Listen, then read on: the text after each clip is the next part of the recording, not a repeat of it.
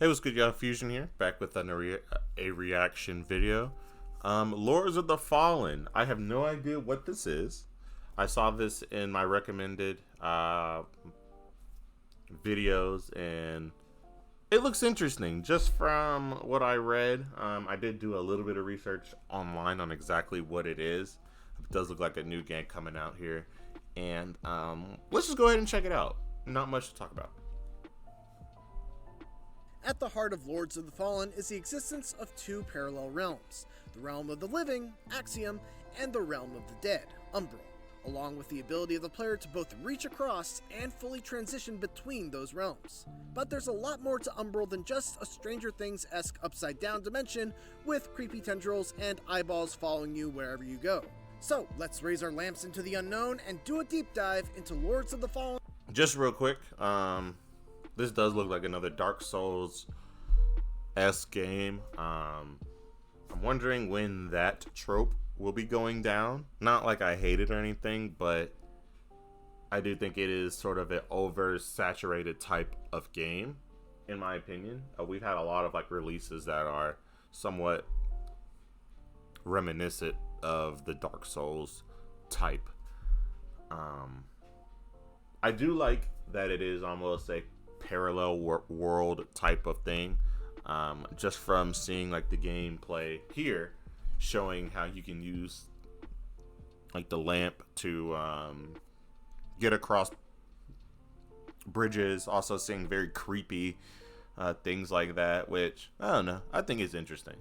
So I am just off of this first look so far, I'm very interested. Fallen's most unique element.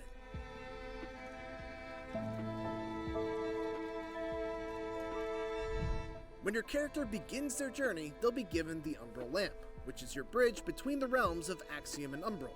While you're in Axiom, you can open up a window into Umbral by holding up the lamp, allowing you to peer into the parallel world, and potentially spot interesting differences or pathways that may provide you with a clue as to where to go. Some gates may impede your progress in Axiom, but when you hold up your lantern, you'll find that in Umbral, no such gate exists. What may be a gap between platforms in the realm of the living may have solid footing. Sorry for pausing it again.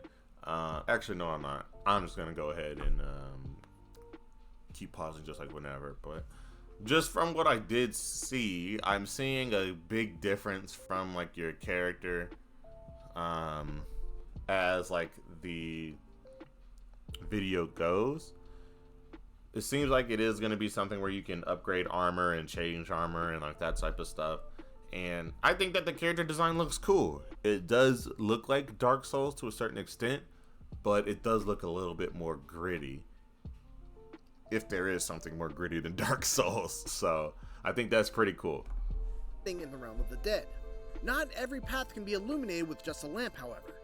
And eventually you will have to voluntarily pull yourself into Umbral in order to physically interact with certain objects that will allow you to find a path forward. Coming into Umbral of your own volition comes with a very significant risk, however.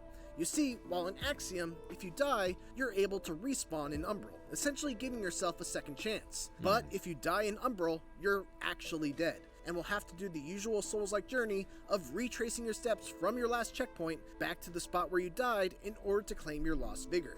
This quote-unquote journey of running back to your dropped currency when you die is one of the things that prompted... Is that two-player, or is that just a companion? And I think that's an interesting concept as well. You die in the real world, you go to, I guess, the Umbral world. That's pretty interesting. I think that's a good change of pace, and I think it'll add another layer of gameplay as well. I'm wondering if you get different powers in the Umbral world, or if you will still have the same sort of abilities down there. The development of this Umbral mechanic. The team was looking for a way to innovate on that death loop that we've seen so many times in other Souls-likes, and wanted it to check a series of boxes. First, they wanted to avoid that cycle of the game over screen, racing back to get your fallen resources, and repeating this over and over again every time you die. They also wanted to mitigate that frustration caused from sudden deaths that forced the player to deal with the consequences of failure. And finally, they wanted a system where you didn't lose your experience upon the first death. and instead, you had the option to disengage, unless you were in a boss fight. In the words of creative director Cesar Virtuoso, plunging the character into a shadowy realm of entropic horror ticked all of these conditions of satisfaction. The moment we engage with these concepts such as, where does the player go upon death? If they resurrect on the spot, should there be gameplay modifiers in place to allow for a change of approach?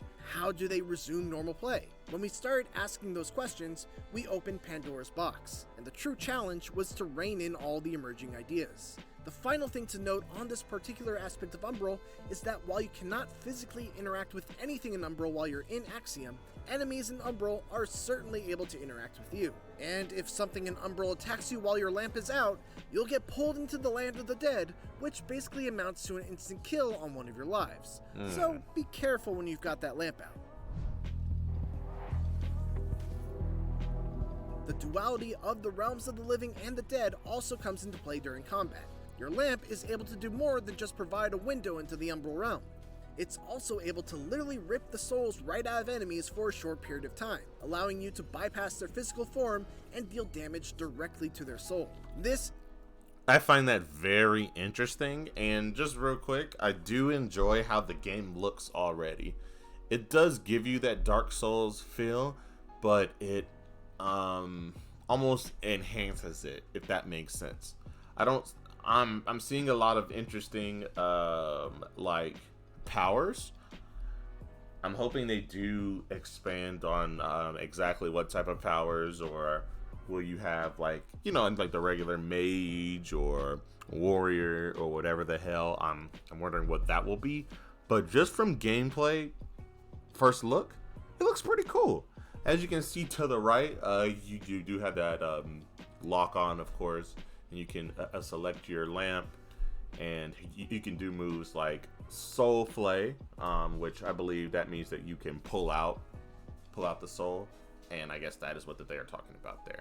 And I think that's pretty cool looking, and I think that has always been, I think, my issue with Dark Soul-esque games, is that they're very dark, dull looking. Of course, you'll see some cool things every now and then, but I personally just don't want to look at that all the time.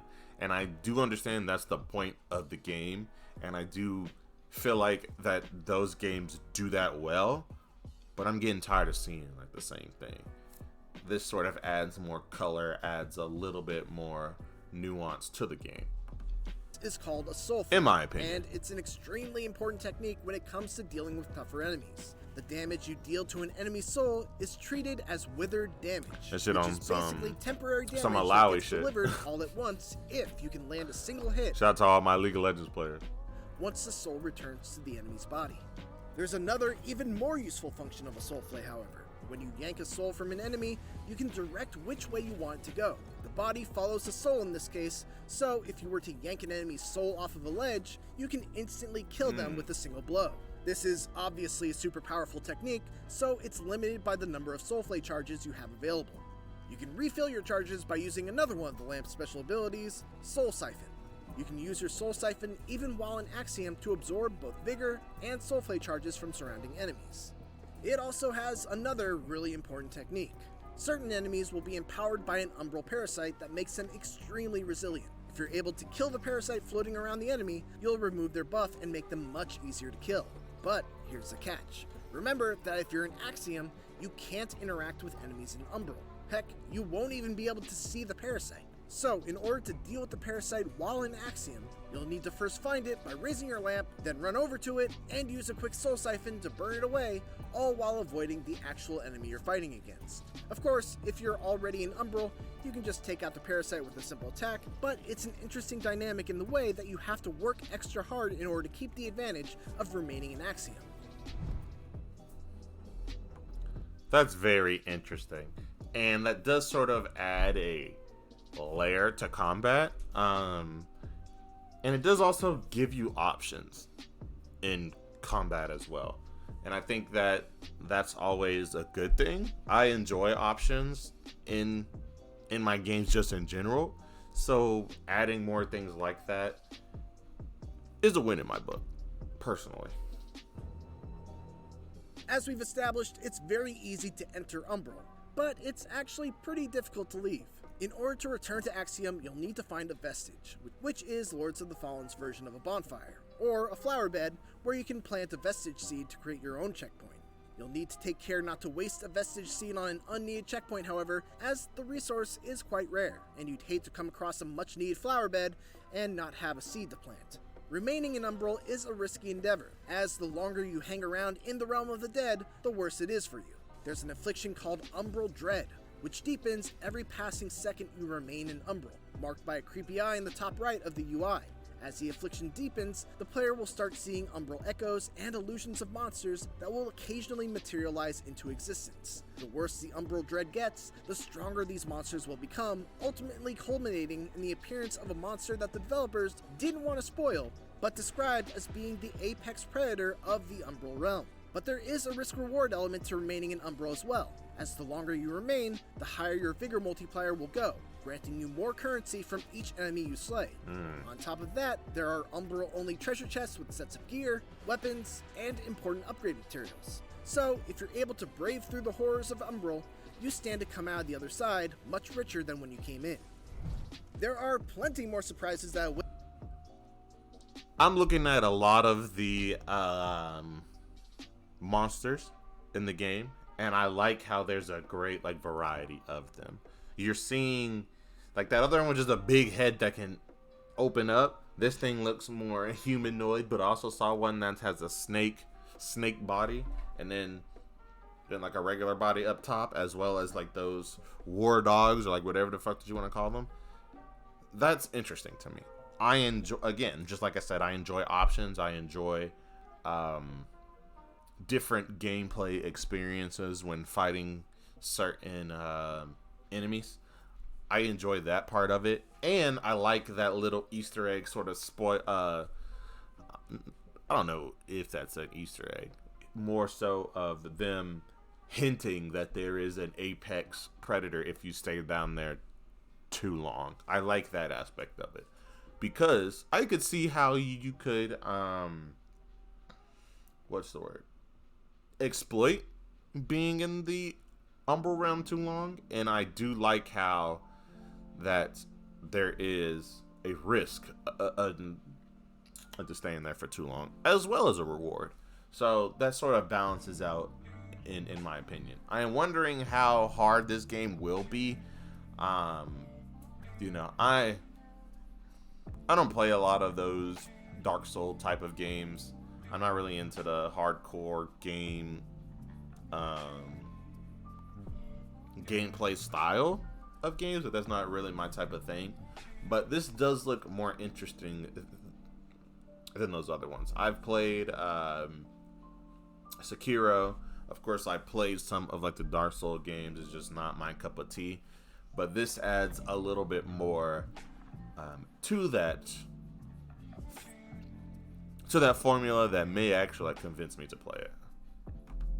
Wait you in Umbral, but those are left for you to discover on your own when Lords of the Fallen releases on PC, Xbox Series X, and PlayStation 5 on October 13th. Thanks for watching, and for more Yeah, October 13th, this will be coming out. I think that's a perfect time to drop it. It does give a very Halloween-esque look to it, and it does look pretty interesting. But that's pretty much all I have for you guys today. Like, comment, subscribe. Fuck Jennifer Anderson, and I'll see you guys tomorrow. Peace.